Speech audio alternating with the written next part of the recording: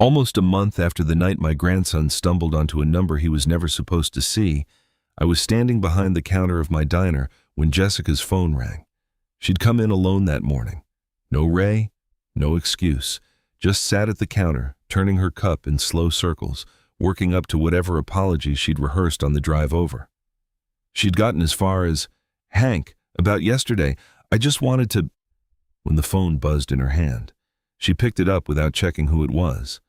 I watched her face go white as a man's voice came through loud enough for me to catch every word. "The deal is dead, Jessica. Completely dead." She hung up and looked at me like she'd just understood, for the first time, that I'd been the one who killed it. What she didn't know yet was that the man on the other end had only found that out an hour earlier, from someone she herself had hired to be on her side. But so you understand how we got there, let me start from the beginning. From the counter I've stood behind for 31 years. Welcome to the family's dark secret. Subscribe and drop a comment telling us what town you're watching from. We read every single one. Now back to the story. My name's Hank Doyle. I'm 63. I run a diner on Main Street in a town called Millbrook, Ohio, that you've probably never heard of. My wife Carol and I opened this place 31 years ago. She passed 11 years back, but there's a line of hers I still carry. The people who stay when everyone else runs. That's the town, Hank, not the buildings. I never forgot it, and I never got around to closing up and moving on the way everybody assumed I'd eventually do. The regulars know me as the guy who remembers their order by heart and never charges veterans on Fridays. What none of them know is where the real money came from. That part comes later. My son Ray married Jessica 6 years ago. She works in commercial real estate in Canton. Sharp, ambitious, always a phone in one hand and a laptop under the other arm. From her first visit to the diner, she looked at the place like some awkward family heirloom in the living room nobody had the nerve to haul to the curb. "Hank," she said to me once over Sunday dinner, studying the menu like she'd never seen it before, "this block is worth something right now. Do you know what land on Main Street is going for? You could put up something real here, lofts, a restaurant with a celebrity chef, anything." I just topped off my coffee and looked at her. "This block isn't going anywhere without my say-so, Jessica. You can count on that." She smiled the way you smile at an old man being stubborn and moved on to the next topic. Ray stayed quiet, staring at his plate. I didn't think much of it at the time. I heard idle dinner talk. I was actually hearing the opening line of a plan she'd already started building in her head. Most mornings before opening, Dale Murphy stops by, my best friend since 6th grade, retired now after 30 years with the fire department. He's one of the only people alive who knows I've got more put away than I let on. Found out by accident 5 years back, helping me patch the roof. Since then, we talk about it over morning coffee before the town wakes up.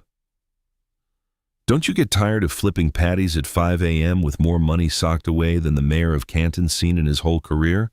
he asked me back in March, leaning on the counter like always. "Don't you get tired of fixing other people's roofs when you've got a fire pension and 3 grown kids who call once a month?" I asked back. Dale laughed and didn't push it. He's one of the few who understands it was never about the money. It's about seeing the same faces at the same tables every morning and knowing this place means something to them. 2 weeks after that Sunday dinner comment, Jessica came into the diner alone during the lunch lull, the place nearly empty, just 2 truckers finishing up in the corner. "Hank," she said, dropping her voice like we were discussing something shameful, leaning across the counter, "you've stood behind this counter your whole life for peanuts. And that was enough for you. I get it. Everybody's got their pride. But think about Ray, about Tyler. College is 5 years out for him. Don't you think it's time you thought about more than just yourself?" And she never finished. The bell over the door rang, 4 more truckers walked in, and Jessica switched on her work smile instantly, like nothing had just been said. I noticed something small then and thought nothing of it. A folder edge peeked out of her bag with a logo on it, a blue diamond with 3 W's inside. Whitfield Development. I figured it was just one of her routine files, one of dozens she juggles in a week. It was about my block specifically, and about a man named Cole Whitfield, who at that point I didn't know from Adam.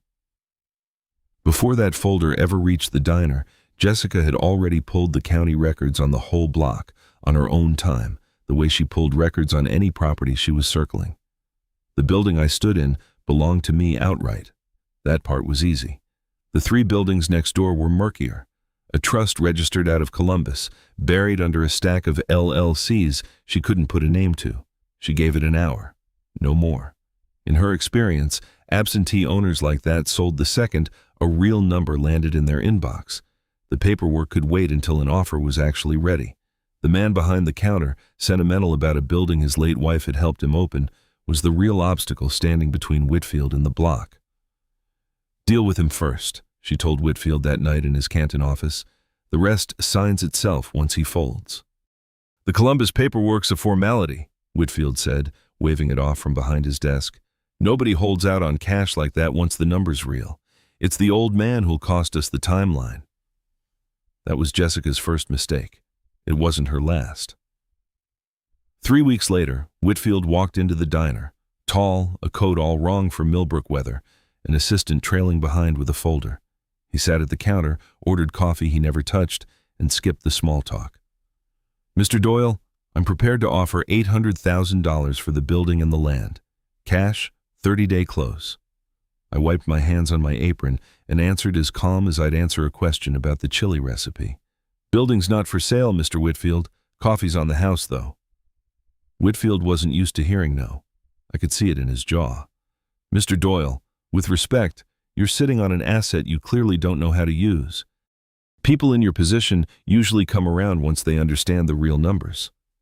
"And people in my position," I said, pouring the next customer's coffee, "usually understand the value of things a lot better than the ones trying to sell it to them." He left annoyed, leaving a card on the counter I never threw out, just tucked it in a drawer. He'd take my no not as an ending but as a signal. Stop pushing the old man directly, start pushing through the family, who he figured would be more reasonable than a stubborn man with a spatula. That same evening, Jessica sat across from Whitfield in his Canton office, telling him the direct approach had been a mistake. You don't work an older man head on, you go through the family, through slow pressure, through the feeling that everyone he loves only wants a better future for him. "Give me 2 months," she said. "I'll bring him around. He's stubborn, not stupid." Whitfield nodded and slid a business card across the desk toward her, belonging to the man sitting quietly beside him. "That's Lenny. He's worked with me about 6 years. I call him in whenever some small-town holdout won't budge. He steps in when it needs a personal touch."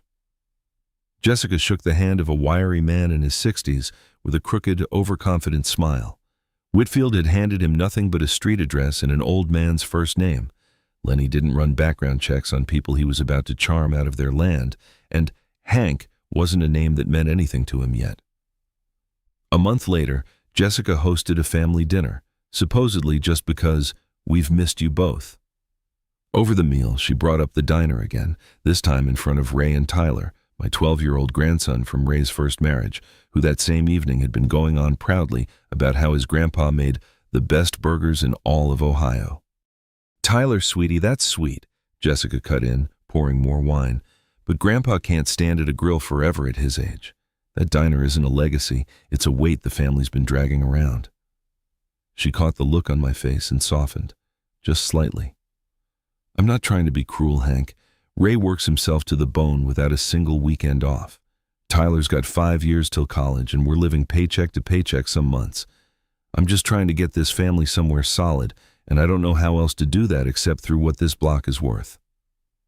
Ray stayed quiet, eyes on his plate. I took that for weakness of character at the time. I was wrong. I answered her that night with one line, calm, almost offhand.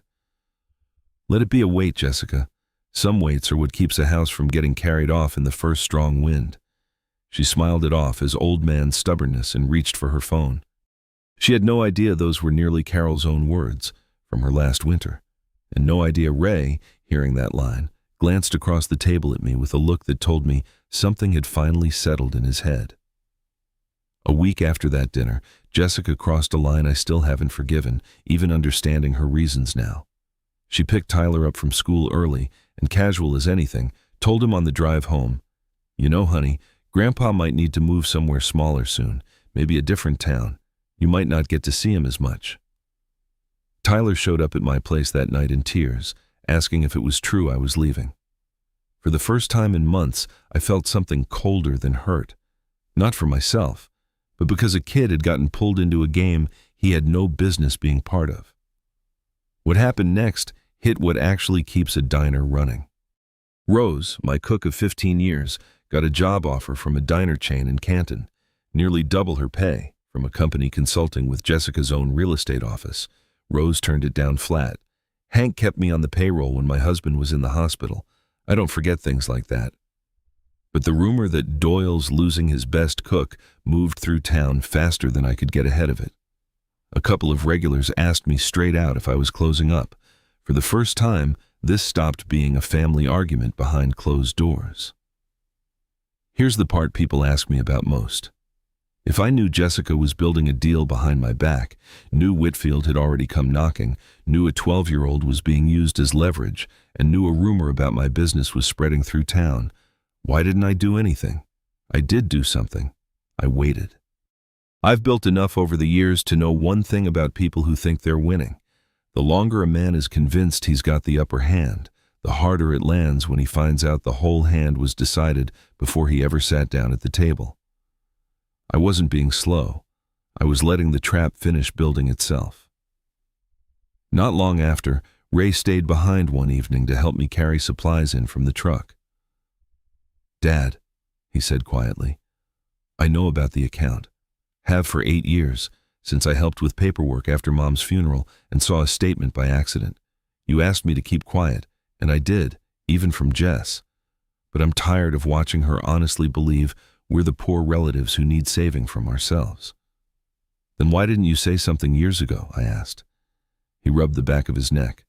"Because for a long time I told myself she was just ambitious, that the way she talked about the diner was a work habit she couldn't switch off at home, not how she really saw you. I wanted that to be true. But when she pulled Tyler into it and let people start talking around town like we were closing, that's when I stopped being able to tell myself that." I didn't answer right away. I needed a minute to figure out whether he'd kept quiet out of respect for me all those years, or something closer to what he'd just admitted. Right then, Tyler came around the side of the house, backpack in hand, worried about a school project on my family history due Monday, which he'd only just remembered. While Ray and I kept talking, Tyler went inside and started digging through a box of old papers in the closet, hunting for photos of his grandparents for the project. I figured there was nothing in there but old snapshots and birthday cards. He came out a minute later holding an envelope with a brokerage logo on it, squinting at it, more confused than excited. "Grandpa, what's this mean? Total portfolio value. There's like a bunch of numbers after it. I don't..." Here's what he was holding and how it got there. Back when Ray was still in high school, an old army buddy of mine named Dwayne, who'd gone on to become an engineer, told me over beers about some small software outfit that did warehouse logistics work. It sounded like nonsense at the time, but I put a little away, year after year, off every shift, never telling a soul, not even Carol, though I think toward the end she suspected something. Turned out it was one of those companies nobody believed in, except a handful of engineers like Dwayne, until a giant everybody's heard of bought it out, and the shares I was holding split 6 times over the following 2 decades. What Tyler was holding in his hands that afternoon added up to more money than most people in Millbrook would see across 10 lifetimes combined, and I still remember the first time the broker's letter showed up with 7 digits instead of the usual 6. He didn't get to finish his question, because right then, Jessica walked back in for the phone she'd left in the hallway, and she saw exactly what he was holding. I was braced for questions right there on the spot. Instead, Jessica went quiet for a long moment, her eyes moving between the envelope and me. No anger on her face, not the usual kind. Something else I couldn't name right away. The cold, fast recalculation of someone rebuilding an entire strategy in real time. 26 days after that evening, everything moved faster than I expected. Instead of backing off, Jessica decided to push everything at once. She invited the whole family to a Sunday cookout at her and Ray's place and told them she wanted them to meet an old friend of Lenny's, meaning Whitfield, figuring the setting would keep things civil and give her one more shot at getting me to fold in front of my son and grandson before I'd fully processed that my secret was out. For that same afternoon, Jessica had personally called the man Whitfield described to her as the specialist for stubborn old-timers. She hadn't even bothered to get his full name, just Lenny from Cole's team. He knows how to find an angle. When Lenny Pruitt walked around the side of the house that Sunday afternoon, older, grayer, still in the same expensive suit that never fit quite right, the same crooked, overconfident smile, I didn't say a word to anyone. I set down the plate of burgers I'd brought over, the ones I'd made with my own hands an hour earlier, and said, wiping my hands on a towel, "Been a while, Lenny." Everyone on the patio went quiet. Even Tyler stopped chewing. Lenny's face did something first that no amount of practice could have hidden. Real, unguarded shock. He hadn't known. Whitfield had handed him a street address and a first name, nothing more. Here's who Lenny Pruitt was to me, for anyone just meeting him alongside Jessica. Back when I was 27, 5 years before I ever poured a cup of coffee at this counter, I ran a bar outside Canton with him. I put in money from odd jobs. He handled the day-to-day because he was smoother with people and knew how to talk to suppliers. One night, no warning, he emptied the account down to the last cent and vanished out of state. Word came back over the years that he'd turned up in Indianapolis, then Memphis, running some version of the same scheme on new people each time. I didn't lay eyes on him again for 36 years, until he was standing in my son's backyard, still wearing that same crooked smile. "Hank Doyle," he said, recovering into a laugh that came out too loud for a backyard full of family. "Well, I'll be damned. Small world, huh? Smaller than you think," I said, not raising my voice. "You didn't even check the name before you drove out here. That's on you, not on luck. Small enough that a man who cleaned me out once already is standing in my son's backyard, trying to sell something that was never his to sell." Lenny tried to laugh it off, but it came out flat. "Hank, it's just business. Nobody knew it was you. Cole picks blocks off a map, not by who owns them." "Maybe," I said, "but you knew my name for 36 years before today, and you never once thought to ask who this family belonged to before you got in the car. That's not bad luck, Lenny. That's carelessness, and this time it costs you more." The quiet on that patio lasted, I'd guess, close to a minute, a lifetime for a Sunday cookout. Jessica went pale enough that you could see it, even in the afternoon sun. Ray, for the first time all day, didn't look away from his wife. He looked at her straight on, no more pity in it. Lenny tried to say something about a misunderstanding, but I raised a hand and he stopped. "I'm not going to bring up the bar today, Lenny. That's old, and I made peace with it a long time ago, even if I never forgot it. But today, you showed up again next to the man you already robbed once and tried again to take what's mine. I won't explain it twice." And then I told Jessica something even Ray didn't know yet. "Remember that first dinner, when you told me this block was worth something, and I told you it wasn't going anywhere without my say-so? You took that for an old man being stubborn. I meant it word for word. Remember that trust out of Columbus holding the bakery, the barber shop, and the warehouse? The one you ran through the records that first week and set aside, figuring it was some absentee investor who'd sell the second the number was real?" I watched her face change. She remembered that hour spent digging, and the 3 LLCs with no name she recognized, written off as nothing worth chasing further. "That's me, Jessica. Bought it all through a lawyer in Columbus years ago. Quiet, so nobody could ever assemble this block for development without my say-so. You didn't just spend months pressuring me into a deal I don't need. You were selling Cole land that's worthless for anything bigger than a car wash without my piece of it. There was never a deal, not from day one, just your certainty that the old man behind the register didn't understand business, and one record search you never finished." Whitfield, hearing it from Lenny the next morning, worked out what he should have checked before his first offer. Without those 3 lots, the whole project was dead on paper, and the man who owned them had just turned him down in public. Within the hour, he called Jessica to say the deal was closed, the same call I overheard behind my counter, the one this story started with. Jessica lost more than the deal she'd risked her reputation chasing. She lost Ray's trust, and that same day, for the first time in his life, he told her no in front of the whole family and asked for time to think about more than just the block. Lenny left town the next morning. Dale said he'd seen him filling up his tank on the way out, alone, like the developer had cut him loose the same way he'd once cut loose a bad shipment. Nobody in town ever heard from him again. I didn't get my revenge with a scene, no shouting, nobody thrown out that afternoon. The truth landed on the table between the half-eaten plates of burgers, and everything else took care of itself. The real hit for her didn't land that day at all. It landed 3 weeks later when Ray moved into the guest room above the diner, not for good, but until I figure out what from the last 6 years was real and what was strategy. Jessica came by the diner one evening alone, no warning, sat at a table in the back, and didn't say anything for a long while. "I didn't know he'd known about the account for 8 years, she finally said. "I thought I was protecting the family from your pride. Turns out I spent all that time fighting something I never fully understood."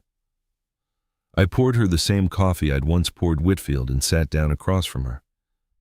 "You didn't lose a deal, Jessica. You lost what you had with Ray. 6 years, where he never once gave you a reason to think he'd pick his father's secret over you. And you didn't lose it this week. You lost it the first week, when you decided beating me mattered more than asking your husband what he actually wanted." She didn't have an answer for that. I watched her face for something. Regret, maybe? Or just the sting of getting caught? I honestly couldn't tell you which. Some people are better at looking sorry than being sorry, and 6 years of watching her work a room hadn't taught me how to tell the two apart. She apologized again before she left, quieter this time. Whether she meant it, I still don't know. Maybe she doesn't either. Ray and Jessica started seeing a counselor in Canton a month later, not because I pushed for it, but because both seemed to land on the same thing. None of this was ever really about the block or the money. I don't know how it ends. What I do know is that for the first time in 6 years, Jessica walks into the diner without a folder under her arm, just to talk to her son while she waits on her husband.